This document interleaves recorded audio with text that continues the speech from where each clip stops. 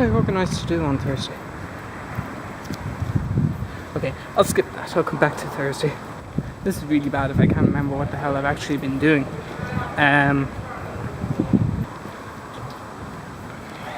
Friday. Friday was yesterday. What was I doing on Friday? I hate when this happens. I can never remember what the hell I've done.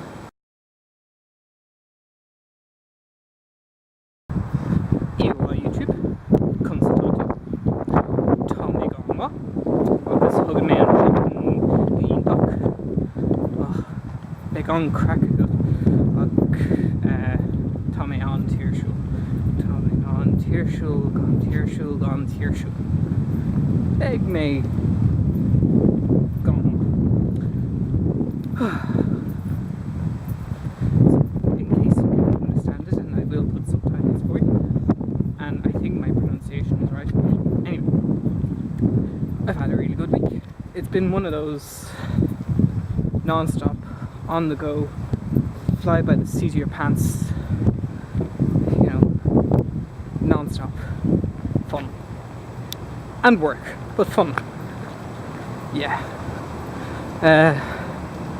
I don't know, it always seems to kind of happen on a bank holiday week, you know? I get the Monday off and I do nothing. I get nothing done other than sat on my arse watching YouTube or organising something or other, or checking videos, or organising my rock climbing gear or something. So I get stuff done, I just don't leave the house. Usually. Then Tuesday comes in with a big bang. I knew I had to be up early, just not as early as I thought. I had my child protection course on Tuesday. Thought that started at 9, got there at 9. Oh, nobody's here. Checked my diary, 12 o'clock it starts. So that was like, okay. Right, go into town. Get myself sorted with a few bits and pieces in town. Then head back out and do the child protection course for 5 hours. Then get myself back on the train, back into Colester, down to work, do my work, and go home, get home 11:30 or so. So that was one long day. Then Wednesday was another catfish altogether. 9 o'clock I had to be in town to go to a restorative practice seminar, which was really good fun actually. Our young community leaders had some delegates, including myself, run a workshop for some of the people who might not be as familiar with restorative practice. So we did circles and icebreakers and a fishbowl. So that was great crack. I was there till I had to leave at about 3 to be in work for 4. Went to work, and then I was back in town after work, pretty much on the ball and on the spot, late as usual. Whatchamacallit, I had to come into town to go to Lighthouse to go to an LGBT Fellowship Patrol meeting, so that was fun. Went for a drink or two after that, and went back home. Again, got home about 11:15, straight to bed. Thursday. Yeah, Thursday. What the hell was I doing on Thursday? Back to the Gurmagit Stefan. Constatu. I'm told now we can go back to Stephen's report. So, over to you. Gurmagit Rish. August Iwa Rish. So yes, when I left you, we were up to Thursday, and it was only after I stopped recording and rang home that it twigged in my head, oh yeah, I remember what I was doing. So, Thursday, I went to the Cavan Centre. I had to get up early again. I had to try and make the 9:30 bus up to Cavan. Ended up missing that. Got the 10:30 bus instead, but the long and the short of it was I had to go up and do my interview for the trainee youth worker position in the Cavan Centre. So that was that. I arrived like that. I arrived in, told I was late, so I went and got a few bits and pieces, bit of food to eat, and just sat around waiting for my bus to arrive. This is how long it's been since I took the bus anywhere. I went in and I asked where the train was to Cavan. And he said, "No, son, you're not getting a train here. It's a bus." And I was like, "Oh yeah. Cearclór. Gurmagad." So, anyway, that was that. I went up. I think it went okay. I thought I'd lost the rung of myself. I kind of started yammering, as I tend to do, as you might have gathered. But no, it was lovely. It was lovely to see the Cavan Centre is huge. It's massive, but it's got this great big imposing, like Downton Abbey-esque house, with a massive like covered coach arrival porch thingy. It looks lovely. I can't wait to see more of it now. That leads me swiftly on to Friday. Friday was actually quite a nice way to end the week.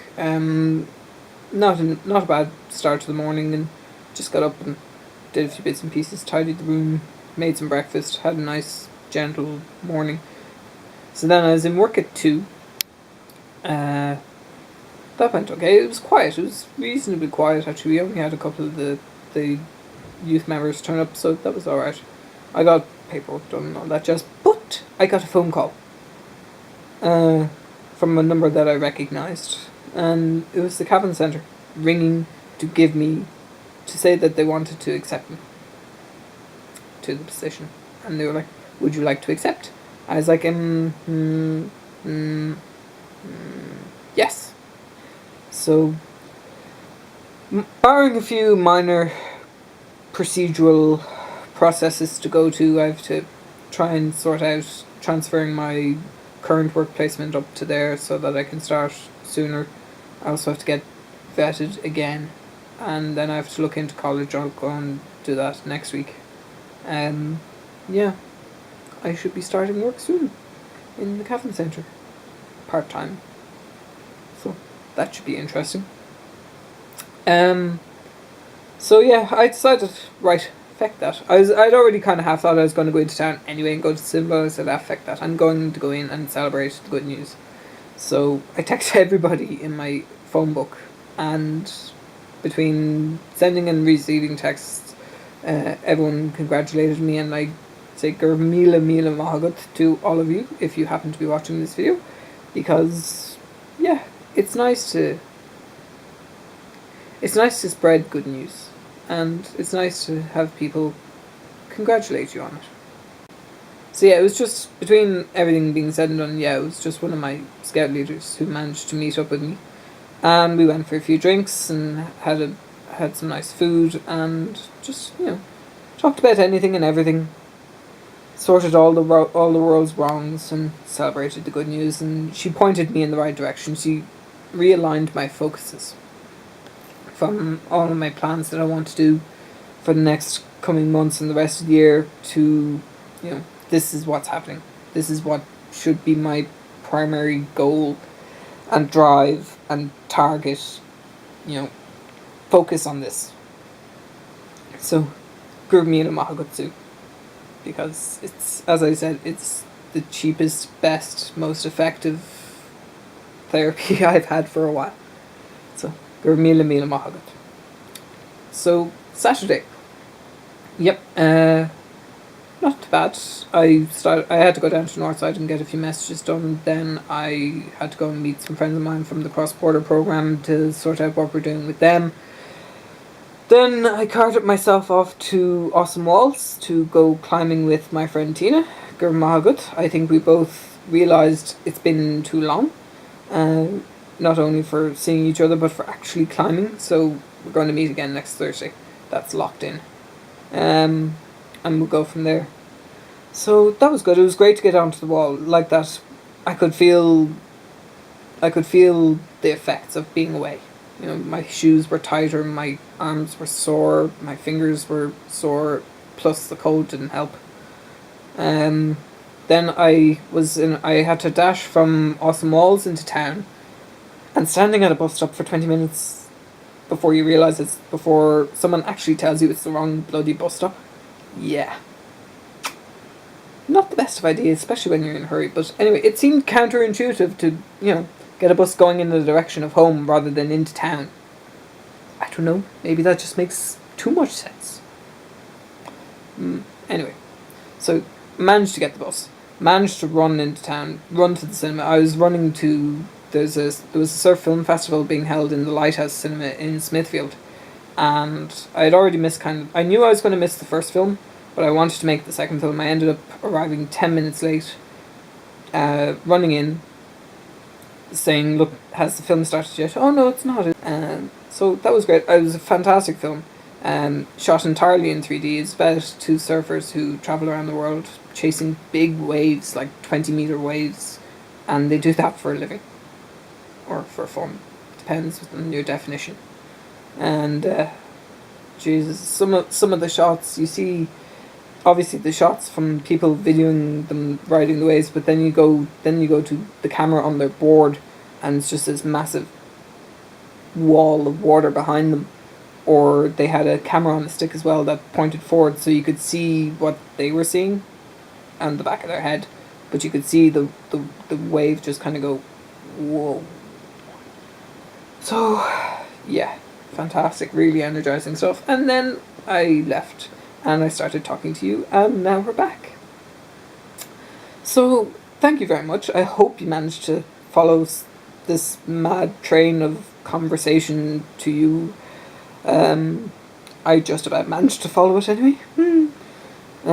So that's where I leave you. I'm off up to Belfast tomorrow now, so again, another early start. Yeah, that should be good fun. I'm going up to Belfast to do parkour, but depending on weather conditions, it could turn into an international snowball fight. That's the going rumour anyway. So yeah, I'll take you with me, and I want to try and get working on a parkour video as well, so I shall maybe get working on that tomorrow. Hi, iho YouTube. Gur mila magot for watching. If you like this video, click the like, share it around, leave me a comment. Alternatively, again, if you dislike it, hit dislike. Tell me why you don't like it, and I'll try and fix it for next time. Gur magot arish. August Slongful. A quick other bulletin. I found my thingy. My clip thingy, attachment, camera, tripod, link thingy, whatever you want to call it. It fell out of my fleece when I was taking it off in Awesome Waltz. How it got there and how I never noticed it, who knows? Yeah, I don't know actually what it's called, but I'm going to go with Rud. Rud in English means thing, because it's a thing and it does things, but it's also been a thing that has driven me around the bloody twist trying to find it. So anyway, it should either remain attached to my tripod or my camera, and 10 to 1 it'll go missing again soon, but it'll always turn up. Gur mila magot arish agus slongafol.